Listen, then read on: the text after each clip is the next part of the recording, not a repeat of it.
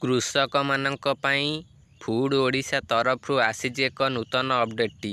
ମୁଁ ଆପଣମାନଙ୍କୁ ପୂର୍ବରୁ ଏକ ଭିଡ଼ିଓରେ କହିଥିଲି କୃଷକ ପଞ୍ଜୀକରଣ ତାରିଖ ଶେଷ ହୋଇଯିବ 20 ତାରିଖରେ ବୋଲି, କିନ୍ତୁ ଏହି ତାରିଖକୁ ଏବେ ବୃଦ୍ଧି କରି ଦିଆଯାଇଛି। ଦେଖନ୍ତୁ ଏହି ଅପଡେଟ୍ରେ କ'ଣ ଲେଖାଯାଇଛି। ଖାଦ୍ୟ ଯୋଗାଣ ଓ ଖାଉଟି କଲ୍ୟାଣ ବିଭାଗ ତରଫରୁ ଖରିଫ ଋତୁ 2024-25ରେ ଧାନ ସଂଗ୍ରହ ପାଇଁ କୃଷକ ପଞ୍ଜୀକରଣ ଅବଧି ବୃଦ୍ଧି କରାଯାଇଛି। ତାପରେ ଲେଖାଯାଇଛି, ଦେଖନ୍ତୁ, ପଞ୍ଜୀକରଣର ଶେଷ ତାରିଖ ହେଉଛି 22 ଅଗଷ୍ଟ 2024 ପର୍ଯ୍ୟନ୍ତ ବଢ଼ାଯାଇଥିବା ବେଳେ ଫର୍ମ ଡିଜିଟାଇଜେସନ୍ କରିବାର ଶେଷ ତାରିଖ 28 ଅଗଷ୍ଟ 2024 ପର୍ଯ୍ୟନ୍ତ ରହିଛି। ଆପଣ 22 ଅଗଷ୍ଟ ଭିତରେ ରେଜିଷ୍ଟ୍ରେସନ୍ କରିପାରିବେ ଓ ଫର୍ମ ସବମିଟ୍ 28 ଅଗଷ୍ଟ ଭିତରେ କରିପାରିବେ।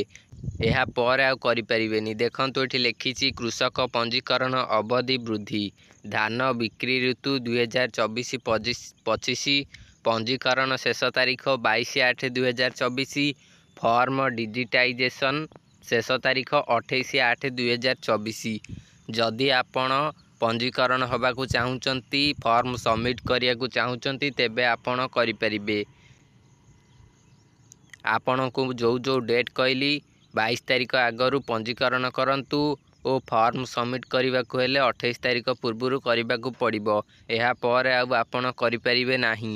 ଯଦି ଆପଣ ଫର୍ମ ସବମିଟ୍ କରିବାକୁ ଚାହୁଁଛନ୍ତି, ତେବେ 22 ତାରିଖ ଭିତରେ ରେଜିଷ୍ଟ୍ରେସନ୍ କରିନିଅନ୍ତୁ।